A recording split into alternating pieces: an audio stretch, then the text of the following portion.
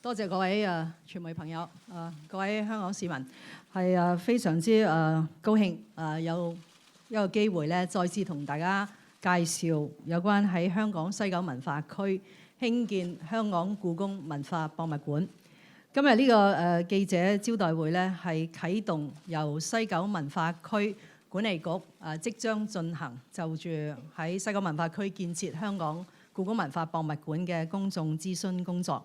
呢個啟動嘅活動咧，由昨天嘅下午延到去今天嘅下午咧，係由於我哋留意到喺過去呢個週末嚇，儘管我喺星期五已經喺立法會嘅內務委員會特別會議有接近3個小時咧，同立法會嘅議員去交代整個籌備喺香港興建香港故宮文化博物館嘅工作，但係我哋聽到咧，仍然係社會上有一啲各方面嘅唔同嘅意見啦，亦都有一啲嘅關注。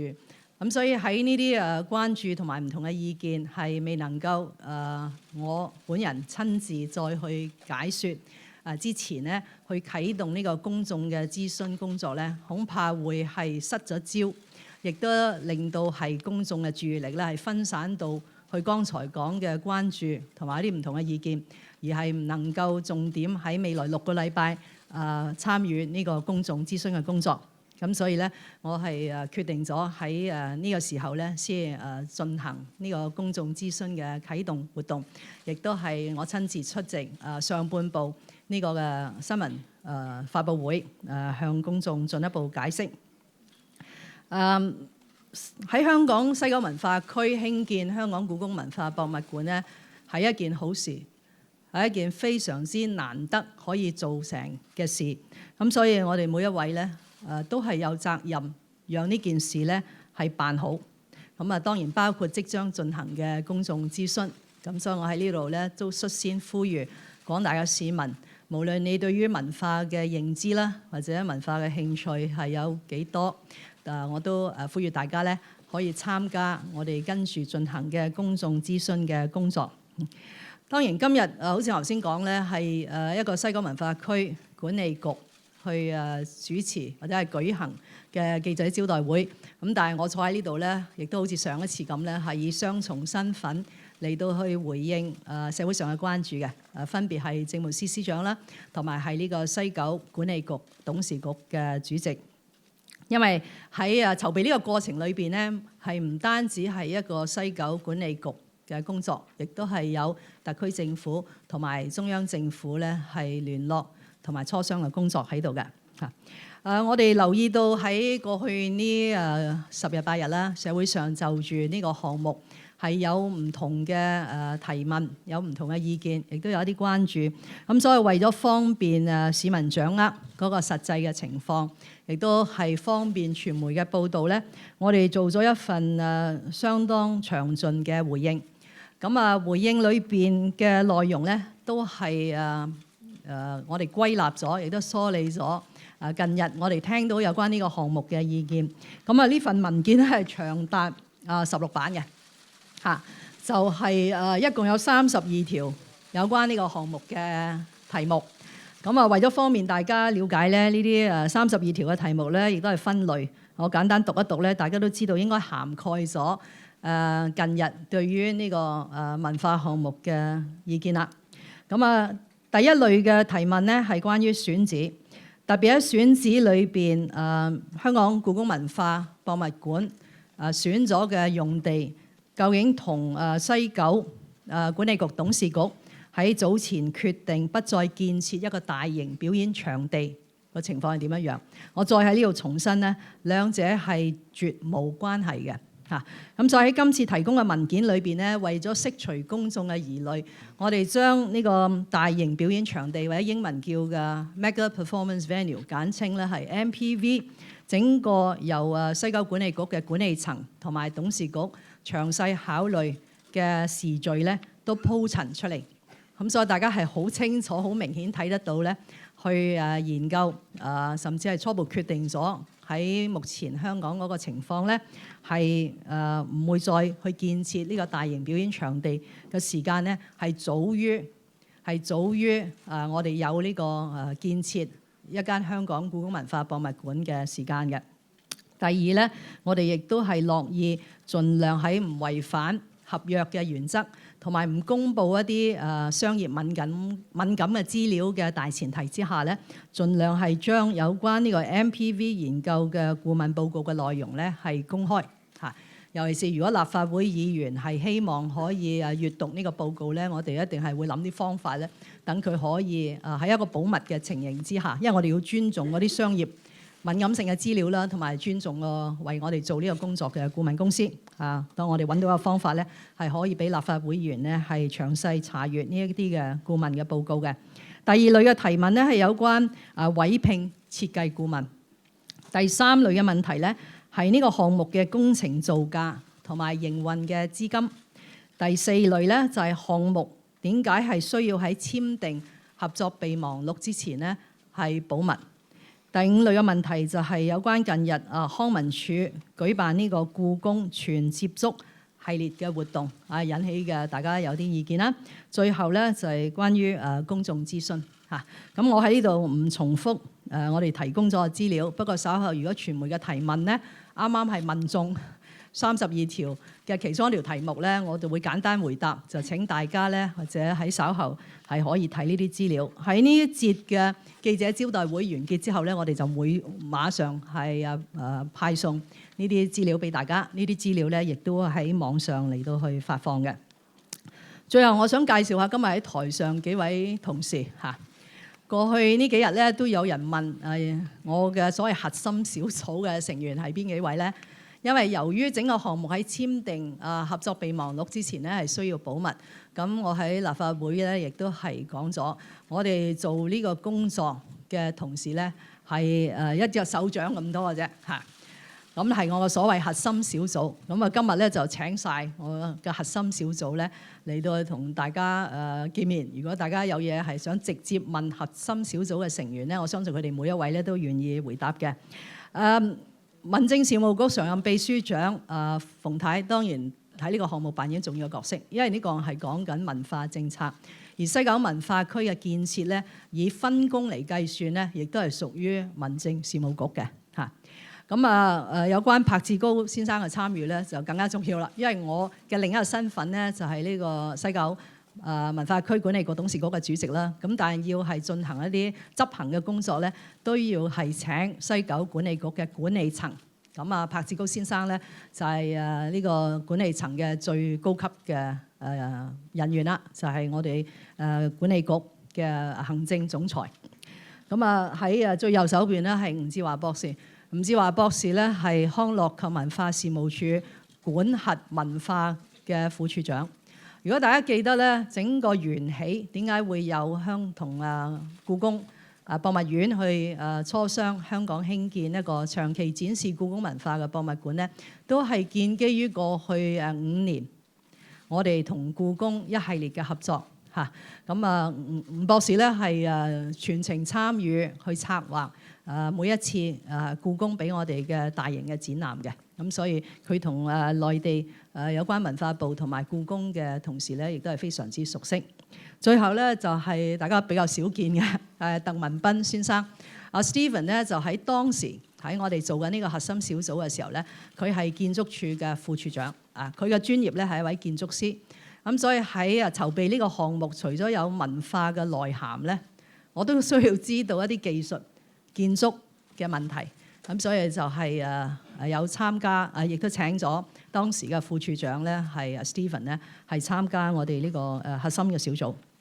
咁基本上咧係呢連埋我咧係5個人。大家都會留意到啦，我哋5個人咧，無論喺政府嘅架構，或者而家柏志高先生咧係統領西九文化區嘅管理局，我哋都係喺比較高嘅位置。好多時喺草擬文件我哋都其實有同事幫我哋手嘅。但係呢一次嘅工作，因為要保密，佢哋要翻去做細路嘅時候，我係要求咧，佢哋每個人去自己親自草擬呢啲文件，自己去揾資料，唔可以咧就揾好多同事幫手嚇，因為否則咧就難以可以將呢個籌備嘅過程咧係加以保密。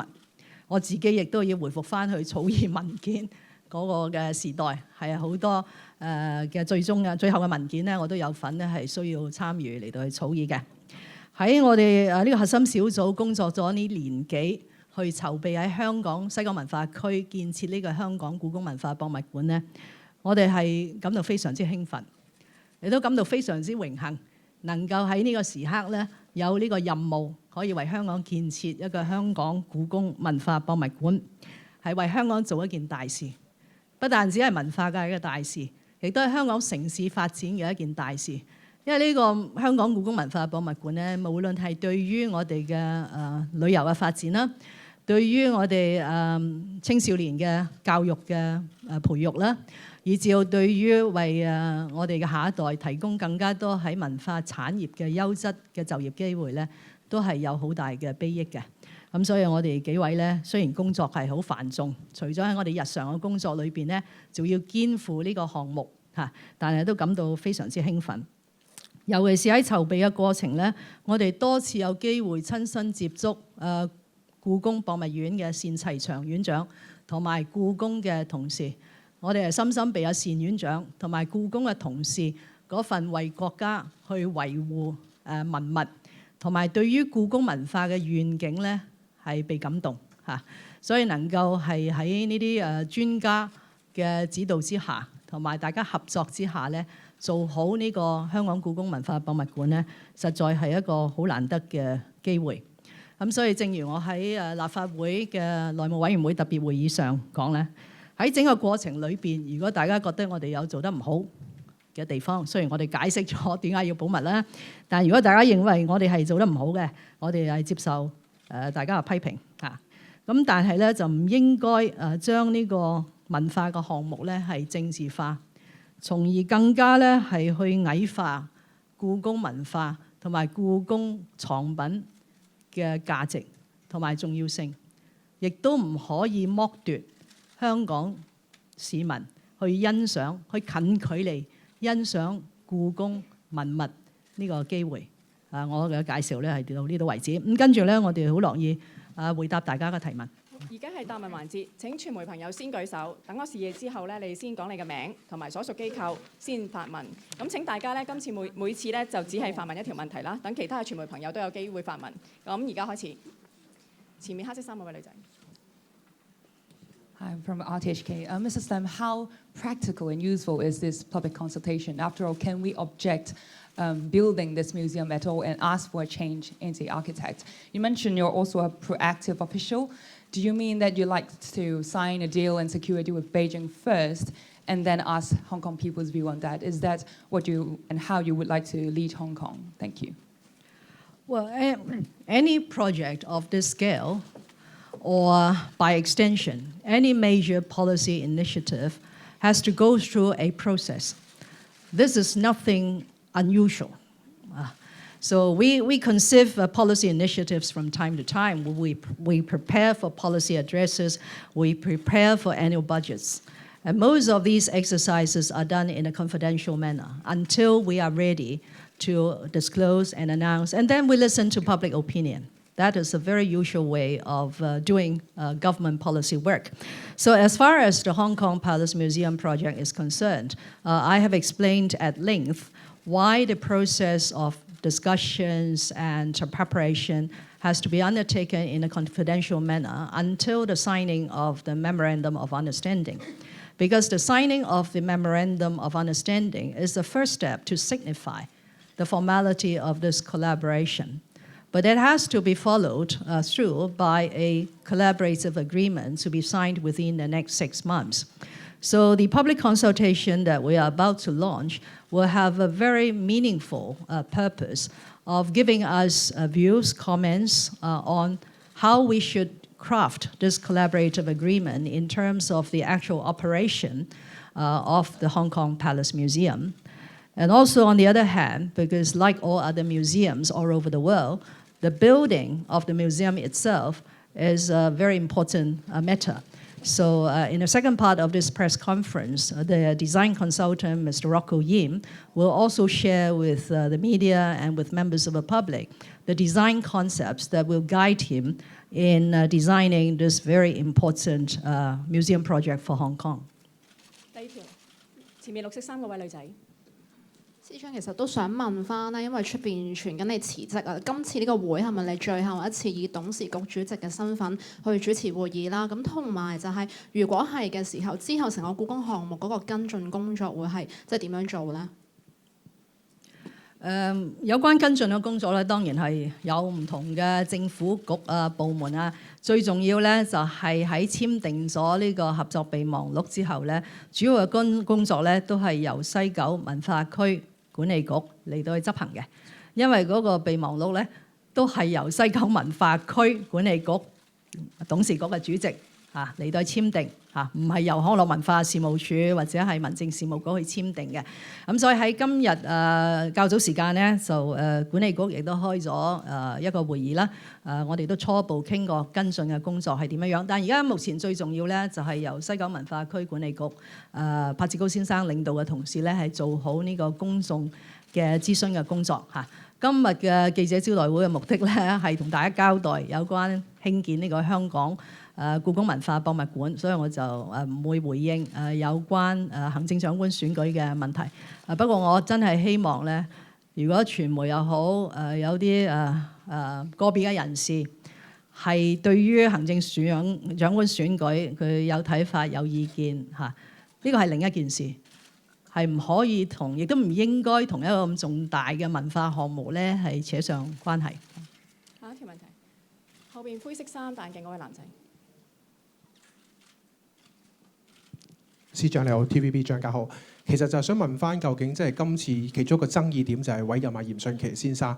有報道就話，其實喺舊年委任嚴迅奇先生之前呢，已經係同佢已經展開咗工作，甚至係已經俾咗筆費用佢。可唔可以講清楚個來龍去脈？究竟幾時委任嚴迅奇先生？係咪喺舊年嘅年中已經委任佢？係咪委任完佢？唔係，係咪佢展開咗工作先有再委任佢咧？唔該。喺我哋呢一答嘅回應裏邊咧，係好詳細咧，係講到嚴迅奇建築師喺呢個工作裏邊係幾時參與啊，諸如此類嘅。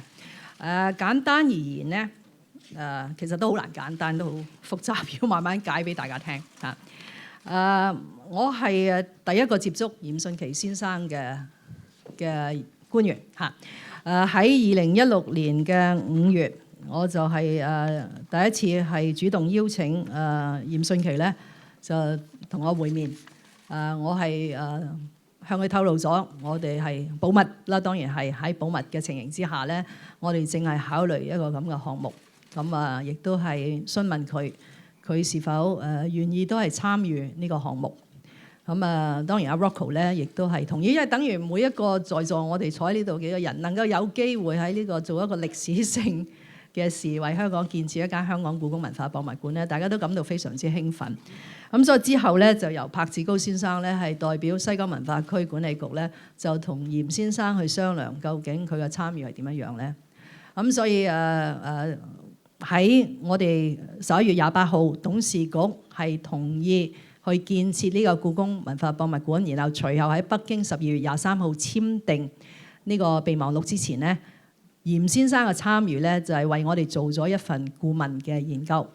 咁呢個顧問嘅研究咧，係由西九管理局柏志高先生作為行政總裁咧，係獲授權嚟到去委聘嚴先生嘅。我就請或者 Mr. Pascoe 咧，同大家講下當時係委聘嚴先生做嘅工作係乜嘢嘢。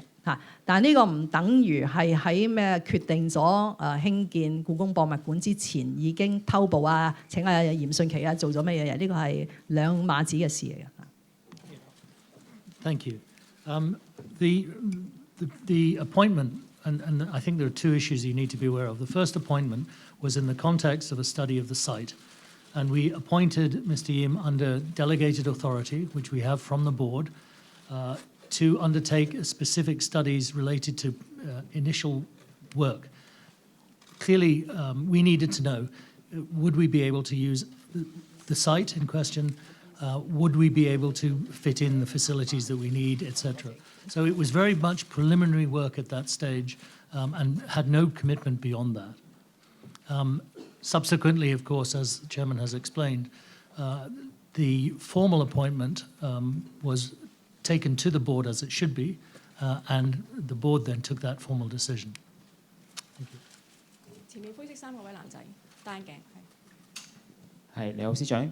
其實咧喺今次事件之中咧，即係都有好多嘅即係對你嘅處事手法嘅啲批評啦。譬如有啲人話你係行政霸道啊，或者係即係唔重視公眾觀感啊，甚至最近有啲人話係即係會唔會涉及到私相授受咧咁樣。咁你覺得喺成件事上邊，你喺處理呢一個故宮文化博物館上，有冇一啲做得唔妥當或者唔理想嘅地方咧？同埋你覺得呢啲批評係咪同你考慮參選行政長官有關咧？我做咗政府30幾年咧，都係從來都唔會自我評價，即係我喺每一件工作係做得好定做得唔好啊！呢個評價咧應該交翻俾社會大眾嚟做嘅嚇。就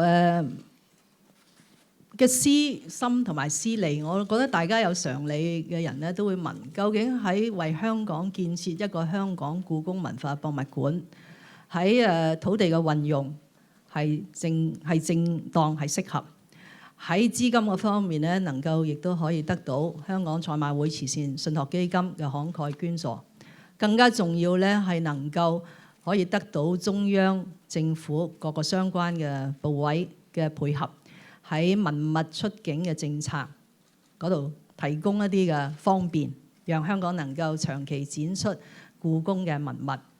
我真係睇唔到嗰個所謂嘅私心同埋私利喺邊度嚇？正如我喺立法會講過啦，即係如果任何人有意係做任何嘅選舉嚇，唔係一定行政長官嘅選舉，任何嘅選舉，其實第一個戒條咧就係避免有爭議性嘅嘢啊。咁但係而家事實擺喺眼前啦嚇，我哋公佈為香港建設呢個香港故宮文化博物館咧，係無可避免引嚟咗一啲嘅爭議，咁所以嗰個私心同埋私利喺邊度咧，我都睇唔到嚇。我成為有部分人士嘅攻擊嘅目標咧，都唔係始於12月23日公佈香港故宮文化博物館㗎啦。嗰個嘅日子咧係舊年嘅12月10日，當我講由於情況起咗重大嘅改變，我不得不重新考慮是否要參選行政長官。由嗰日開始咧，呢啲嘅人身攻擊咧已經係衝住我嚟㗎啦嚇。不過多咗一個可能咁重要嘅項目咧，就俾多咗子彈想攻擊我嘅人啫嚇。下一條問題，黑色西裝嗰位男士，單鏡。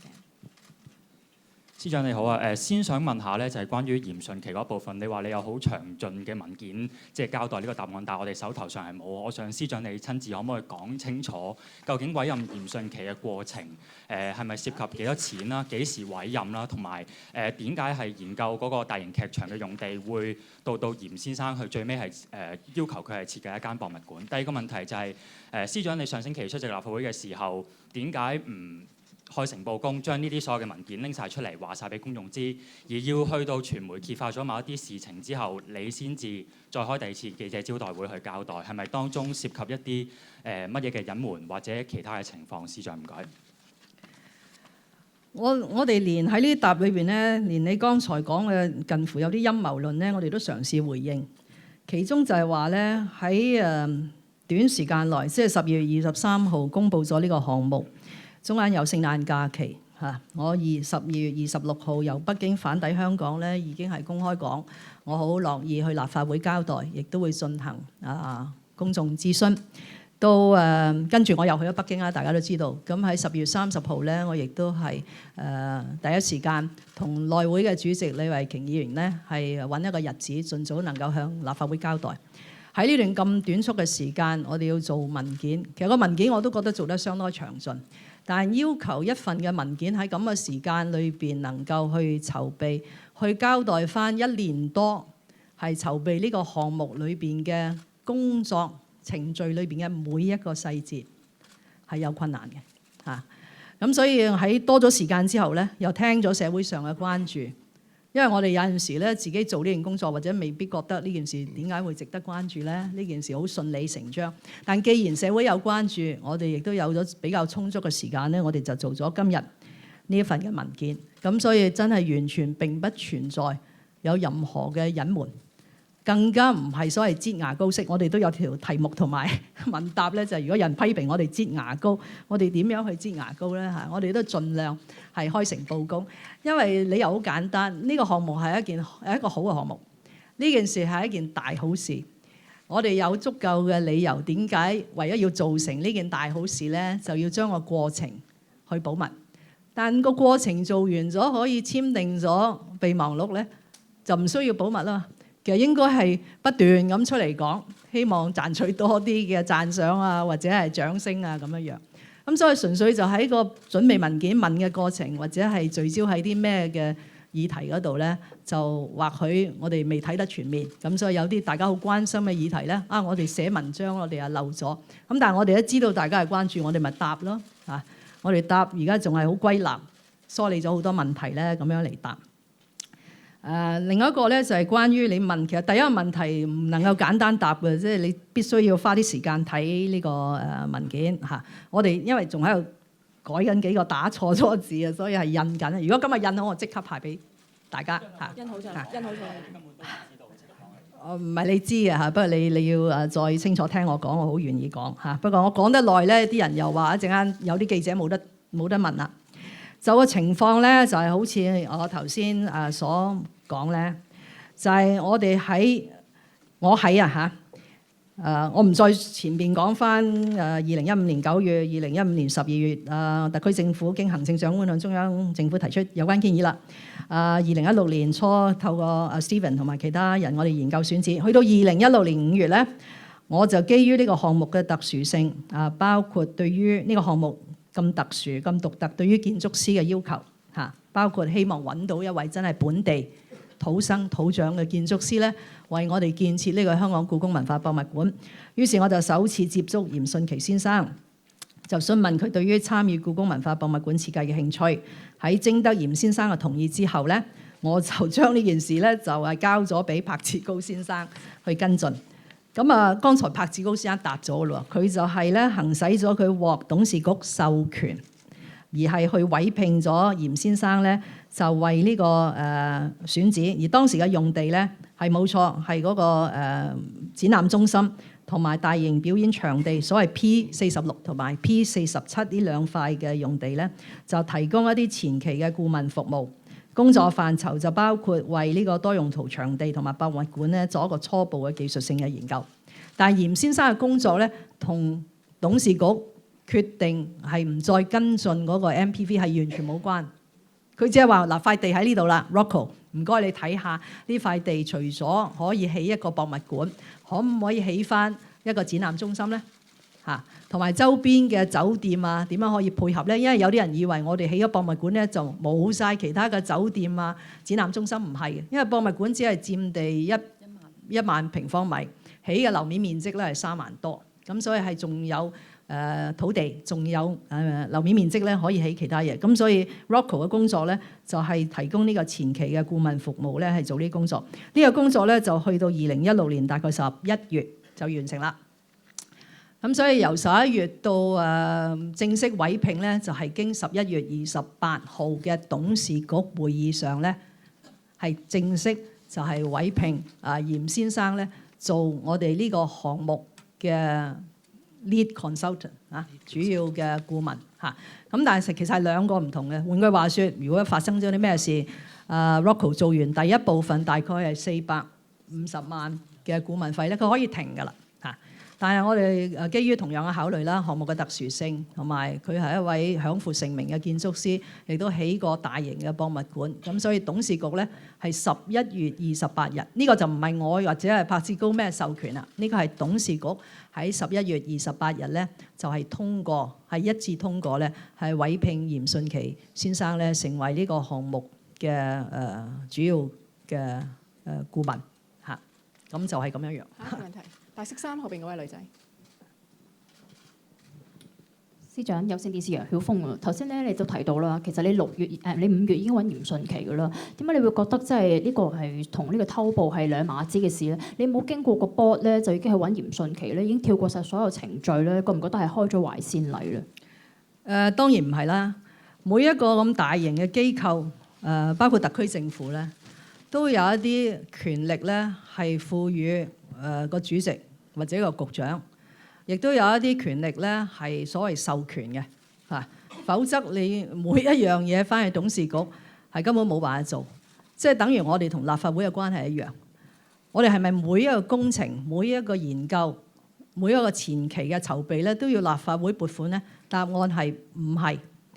立法會係願意授權俾我哋喺一啲嘅銀碼一啲金額嘅限制之下咧，係可以自己去行使我哋嘅判斷，而係去動用公帑去做一啲嘢。簡單而言咧，如果係屬於工程嘅顧問啊，或者係工程嘅工作咧，係3000萬上限。只要唔動用超過3000萬咧，我哋係可以有呢個授權做。喺非工程嘅項目，今日嘅上限咧係1000萬。喺西九管理局咧就係500萬，係500萬。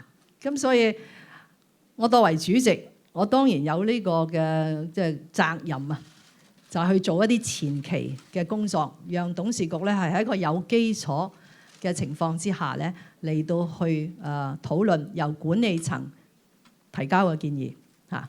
咁所以呢個就係我哋做咗嘅工作嚇。呢個並唔係偷步。如果用你嘅邏輯咧，特區政府日日都喺度偷緊步嚇，日日都係用我哋獲得嘅授權咧，去先做一啲籌備嘅工作嚇。因為每一個地盤咧，你如果唔做一啲前期嘅工作咧，或者可行性嘅評估咧，你難以可以空中樓閣咁話我喺呢度想起啲乜嘢，喺嗰度想起啲咩嘢嚇。咁所以呢個並不存在偷步嚇。反之咧，我哋到真係要委聘嚴先生出任係呢個故宮項目嘅顧問嘅時候咧，係經董事局喺11月28日一致通過。嚇，最後3條問題。後邊灰色衫嗰位男仔。仲新聞，翁慧海。司長想問翻少少關於顧問報告嗰樣嘢嘅。我哋見到15年6月同埋15年嘅11月咧，做咗2份嘅顧問報告啦。咁第一份咧，其實就係關於呢個大型表演場地嘅可持續性嘅。咁跟住10月交咗之後咧，11月你再要求做多一次，可唔可以講下呢2份顧問報告點解要做2次啦？同埋顧問報告內容係乜嘢咧？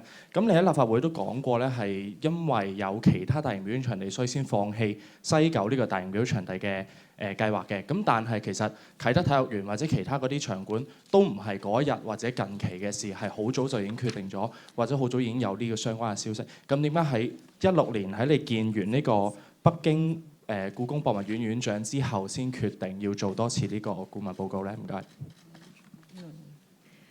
我哋喺呢度咧有一個針對大型表演場地嘅時序嘅，係好清楚嘅。事實上咧就係按西九管理局多年嚟啊，即係唔係今年唔係舊年㗎啦，係多年嚟，因為我每年都出席立法會一個監察西九文化區發展嘅聯合專責小組啦。西九管理局多年嚟向立法會相關專責小組彙報，喺嗰個核准咗嘅西九發展圖則中咧，係有一個叫大型表演場地MPV， 但係呢個項目咧係有別於其他核心嘅文化設施，例如係戲曲中心啊或者 M+ 博物館咧，佢係屬於叫公私營發展嘅設施，即係 PPP 嘅項目。換句話說咧，要做呢個項目咧，發展嘅商業可行性至為重要。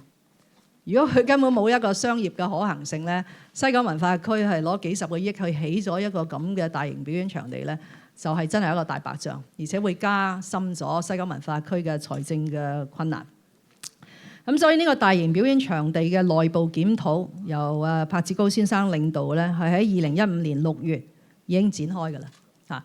去到2015年11月咧，係大致完成。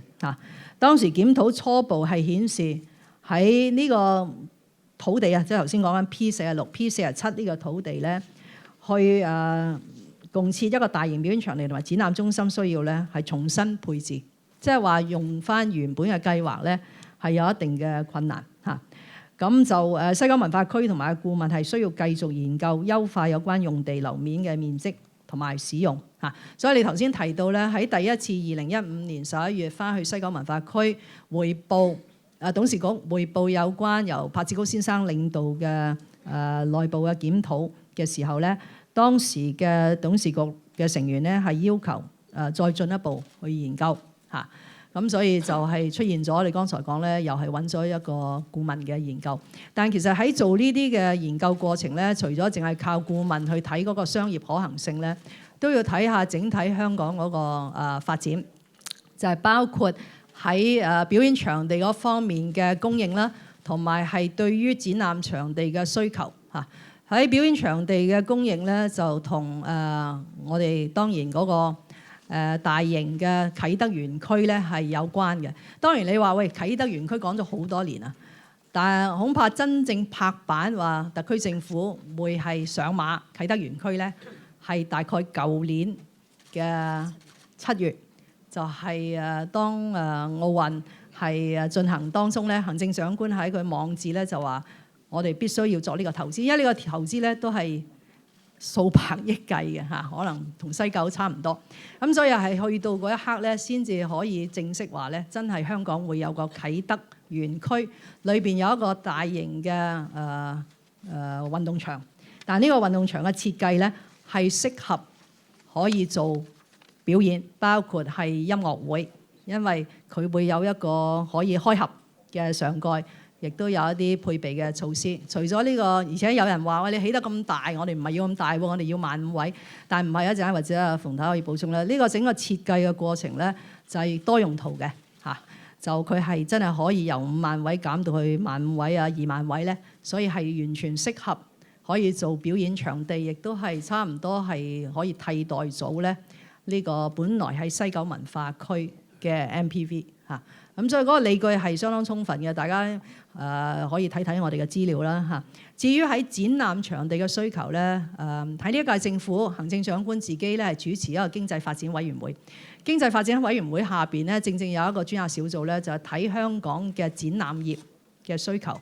咁得出嘅結論咧，就係香港係應該有更加多嘅展覽嘅場地。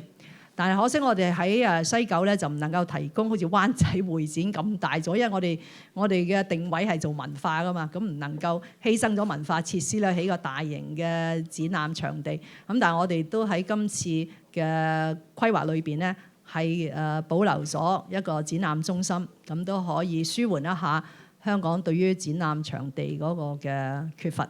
如果大家或者請阿 Betty 講兩句關於個啟德園區點解同呢個 MPV 咧係真係有關係嘅嚇。多謝司長。我亦都係負責啟德體育園區嘅工程嘅民政事務局啦。咁其實過去呢1-2年咧，我哋都好緊密咁同演藝界咧係接觸嘅。我哋從佢哋得知到咧，佢哋最需要嘅咧係一個比較真係大型嘅，係35,000人到以上座位嘅一個嘅表演場地。咁喺香港而家係冇嘅。咁如果我哋能夠喺啟德發展一個5萬人嘅座位嘅場地咧，佢哋係好支持。而事實上呢個5萬人嘅座位嘅場地咧，係可以有唔同嘅配置咧，可以適合咧，無論係1萬到2萬至到3萬嘅嘅觀眾嘅配置咧，都可以做到。即係話亦都可以做一啲大型嘅娛樂或者演唱會嘅活動。咁呢個咧係非常之能夠吸引到啦海外一啲即係巨星級嘅呢一啲歌星或者係表演者嚟到香港表演。咁其實除咗呢個5萬人嘅座位咧，我哋仲有一個咧，而家已經係設置到咧大概係7,000至到1萬座位嘅一個嘅室內體育館，類似好似我哋而家紅館咁樣樣，不過細少少。咁呢個亦都咧係如果有需要嘅時候，亦都可以俾到咧演唱會嘅或者係其他嘅娛樂嘅活動咧，喺裏邊咧係做呢一個嘅大型嘅娛樂活動嘅。咁所以睇到呢兩個咁大嘅設置，而特區政府咧係投資好大量嘅錢落去嘅時候，西九咧再去起一個15,000人嘅座位，又滿足唔到業界對3萬幾位嘅要求嘅時候咧，嗰個嘅商業嘅可行性咧係大大減低咗嘅。咁所以亦都係引致到管理局咧睇到呢個發展嘅時候咧，係決定唔再喺佢哋嗰度起呢一個嘅MPV 嘅。下一條問題，前面灰色衫嗰位女仔。係，你好，司長，想問翻咧，即係聘用嚴迅奇呢個決定咧，係邊一個做嘅決定？係咪你自己本人？成個核心小組或者北京故宮有冇俾過意見咧？同埋其實即係聽翻頭先咁講咧，其實管理局係2度直接委任嚴迅奇，即係包括6月嗰個前期工作同埋11月拍板，即係其實係2次繞過一啲即係正常程序去直接委任佢。點解要咁做？係咪都係你嘅決定咧？想講翻就係即係舊年6月嗰陣時又已經委聘嚴迅奇啦，而更早嘅時期咧，董事局嘅資深成員已經知道，即係研究緊響嗰個場地度做故宮文化博物館。咁而9月其實先係正式拍板放棄個大型表演場地。點解可以咁講話係兩者冇關係咧？即係9月嗰個決定都係董事局嘅決定。咁點解即係點樣令公眾適宜咧？唔該。令公眾適宜嘅最佳方法就係不斷咁解説啦嚇。呢個就係我哋而家做緊嘅工作。就喺邀請嚴迅奇先生參與呢個項目咧，係我嘅判斷，係我嘅決定嚇。咁但係我嘅判斷同埋決定咧，就係基於我剛才講嘅理由。我哋係好覺得呢個項目係非常之特殊。我哋希望呢個項目嘅設計師咧係一個本地嘅設計師、本地嘅建築師，亦都係要熟悉有關西九嘅發展，亦都係有建設個大型嘅博物館嘅經驗。由於我哋喺工作過程裏邊咧，我哋呢幾位同事咧都好緊密，咁所以即係雖然我決定，但係佢哋咧都係知道係我哋有咗呢個嘅睇法嘅。咁但係呢個就係前期嗰個工作，就交俾柏志高先生咧，係喺獲授權之下咧係委評嚇。呢個係符合西九文化區管理局嘅採購嘅政策嘅。其實好多嘅政府又好機構嘅採購政策咧，都留咗呢個空間或者呢個靈活性喺一啲好特別嘅情形之下咧，係可以做一個直接嘅委聘或者委約嘅做法嚇。咁但係去到真係委聘嚴先生咧，係擔當呢個建設啦，呢個已經係會建設呢個香港故宮文化博物館，係需要揾一個主要嘅建築嘅顧問，一個 lead consultant 咧，嗰個決定係由西九文化區董事局喺11月28日嘅特別會議嗰度作出嘅。呢個我講得好清楚啦。就有關9月嗰個 MPV 嘅決定，我頭先已經講多次啦，不過即係又再講咧，就係其實呢個 MPV 嘅研究咧係有一段好長嘅歷史嚇。因為佢係一個公司型發展嘅設施，佢唔係一個應該由西九文化區自己斥資去起，而唔知道佢有冇商業嘅可行性咁樣起。呢個唔係我今日講，亦都唔係舊年講，唔係前年講，係好多年前我出席喺立法會監察小組去睇呢張發展圖則嘅時候咧，已經講咗。大家攞翻3年前嘅文件睇嗰個發展圖則啦，應該睇得出。呢一個叫做 MPV/EC， 即係大型表演場地同埋展覽中心嘅設施啦，再加埋喺另一個地叫做一個musical theatre 音樂劇院咧，呢兩個項目係有一粒星嘅。個解釋當日咧就係話呢個兩個項目都要有商業可行性先好起，冇商業可行性自己起咗咧就會帶嚟財政上好大嘅問題嚇。咁所以既然有呢個要求，而呢個 MPV 同埋 EC 嘅土地咧，係俾嗰個即係 musical theatre 嘅地咧，早啲已經喺度啦。今日其實個地係愛嚟做緊臨時嘅苗圃公園嘅。咁所以我哋就有責任要研究嘅。咁你要話俾立法會聽咧，係一個公私營合作項目。咁其實有冇商業嘅可行性嘅咧？咁所以喺2015年，其實當時就係柏志高先生仍然係以 COO 嘅身份咧，就係去進行。而當時嘅 CEO 即係連立志先生咧，係非常之認同一定要去做，甚至佢私底下多次同我講咧，有咗紅館、有咗啟德、有咗亞博之後咧，喺西九再做一個咁嘅大型表演場地咧，其實係會有問題嘅嚇。咁所以喺2015年中咧，就正式喺內部咧進行呢個專責小組嘅研究。咁其實研究出嚟嗰個結論都係比較清晰嘅，不過董事局一般包括我本人咧都係比較即係審慎，於是就再要求咧，再係請一個顧問好快時間咧去做呢個研究，再去睇清楚嗰個嘅商業可行性係點樣樣，然後咧先至係俾董事局咧嚟到去拍板嚇。個過程真係就係我哋講得咁清楚嚇。如果大家都係不信任咧，我都真係即係冇辦法再說服大家嚇。我知道今日嘅社會咧充斥住呢一種不信任啦，係 mistrust。但係喺呢個項目裏邊咧，我哋真係冇私心冇私利，我哋真係希望為香港建設一個我哋引以為傲嘅香港故宮文化博物館。 The gentleman in pink, please. Hi. John Batten from Art Critic. So you appointed, or you asked Rocco in May, not out of self-interest. But Rocco has been involved in a number of projects for the government, including the Tamar site. He's the authorised person at Central Police Station, and he's made a failed bid for the master plan of the West Kowloon Cultural District. The Central Police Station had a collapse of a monument, and he's the authorised person. Tamar had the scandal of the Legionnaire's disease. He made a failed bid for the master plan. His bid was a very Sino-centric master plan, a very Chinese look to the whole site. So, if it wasn't a personal interest that you appointed Rocco, then what's the architectural criteria, apart from the fact that he is Chinese and a respected Hong Kong architect? What's the architectural merits? Are there no other Hong Kong architects? I wouldn't argue with you whether there are other Hong Kong architects, but John, the question you asked is something that really saddens me.